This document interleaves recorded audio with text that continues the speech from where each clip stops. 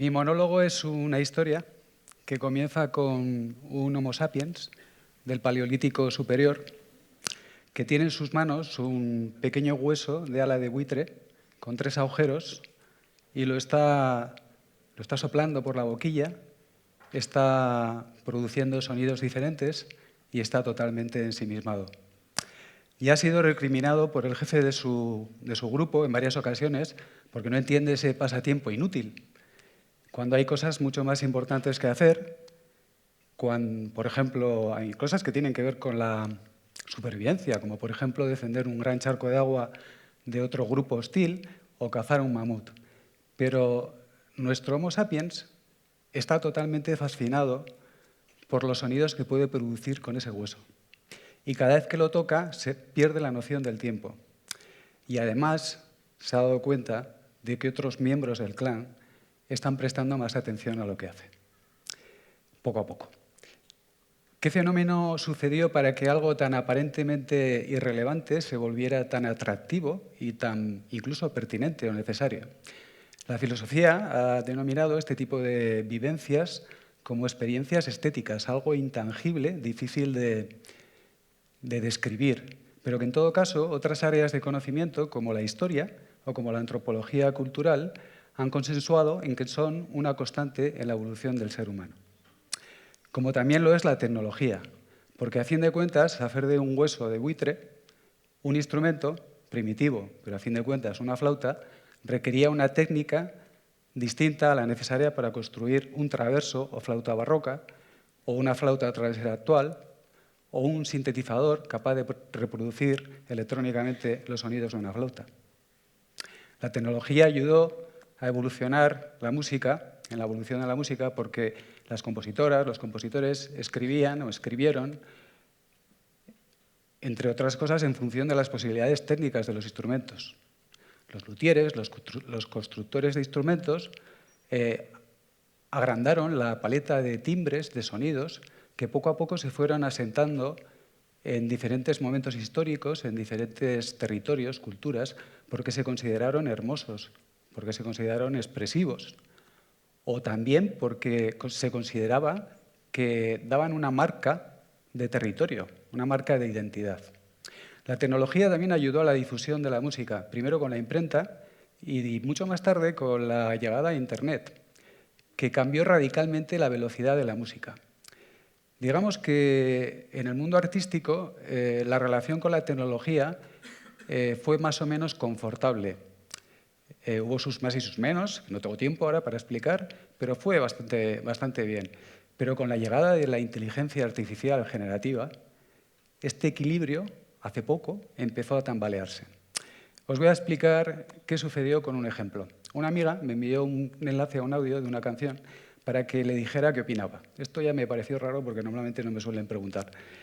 Pero lo escuché y me pareció que era una canción bonita, tenía una voz bonita, la chica que cantaba, y el producto era bastante digno. Le pregunté, claro, de quién era, y la respuesta fue muy tajante. Era de alguien que principalmente no tenía estudios de música, no sabía nada de música, no tenía ninguna experiencia previa de música y lo había hecho con IA generativa. Como músico y musicólogo, me dedico, entre otras cosas, a estudiar procesos creativos musicales y sus resultados. Y tenía que saber, tenía que entender qué estaba pasando con esta nueva tecnología. Y enseguida descubrí que el principal problema consistía en cómo acepta el uso de esta tecnología al proceso creativo. Y derivado de ello, cómo afecta también a la idea que tenemos tradicionalmente de ser artista. Y esa era la principal cuestión. También descubrí enseguida que el audio que me había enviado mi amiga se puede hacer, depende de la aplicación que usemos, pues con minuto y medio, se puede hacer en 1 minuto y medio, 2 minutos, más o menos. Un ejemplo de la prisa que tenemos hoy en día por hacer todo, 2 minutos. Y probablemente por oposición o por mi formación clásica recordé el proceso creativo de la 9ª Sinfonía de Beethoven, una obra en la que el genio de Bonn empleó aproximadamente 6 años de su vida desde que tuvo una idea innovadora, original, hasta que escribió la última nota de las miles y miles y miles y miles y miles de notas que tiene esa partitura. Una obra que dura 70 minutos. Y pensé cuántas cosas nos pueden pasar en 2 minutos y cuántas cosas nos pueden pasar en 6 años. Nos pueden pasar en 2 minutos cosas importantes, pero en 6 años muchas más.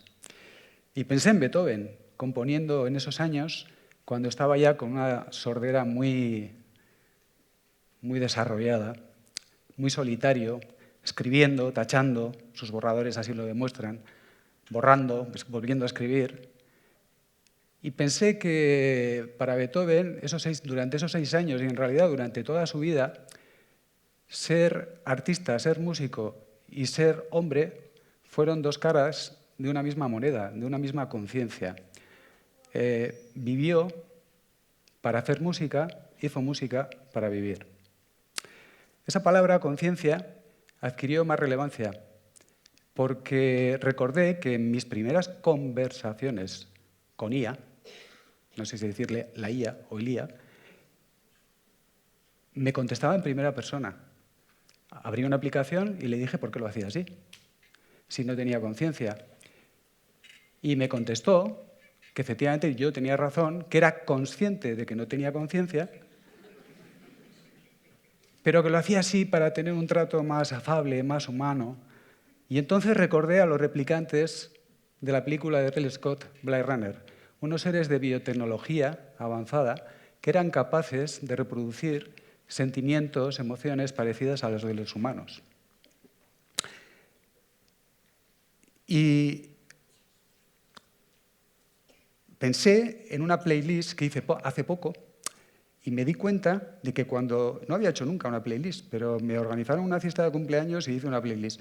Y entonces pensé que cuando haces una playlist me di cuenta de que observando las canciones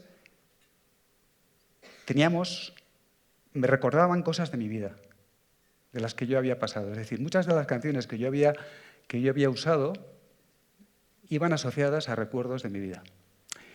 Los recuerdos que no tenían los replicantes de Blade Runner. La memoria, que es un atributo no científico, pero sí profundamente vital y sentido. Recuerdos, que es una palabra que deriva del verbo recordis y que etimológicamente significa volver a pasar, volver a vivir con el corazón. Y ahora que recuerdo, ¿qué pasó con nuestro Homo sapiens? No me había olvidado. Pues veréis, al igual que el personaje de Papageno en la ópera La flauta mágica de Mozart, nuestro Homo sapiens encandiló a su pareja con su hueso mágico.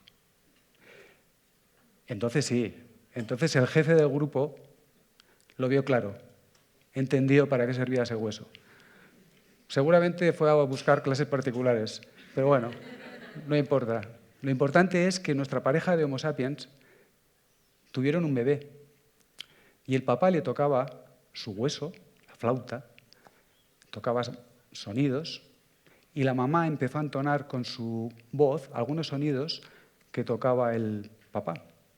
Pero pasó algo mucho más fascinante, que fue que la mamá empezó a crear sus propios sonidos, sus propias estructuras más adaptadas a la voz humana, para cantar a su bebé, para cunarlo, para calmarlo, para que sintiera el latido de su corazón a través del pulso, del ritmo, de la música, iniciando así un ritual que se extendería a través de los tiempos como un mantra y que pareciera significar que la música y el ser humano, al margen de la tecnología de cada momento histórico, la música y el ser humano son también 2 caras de una misma moneda.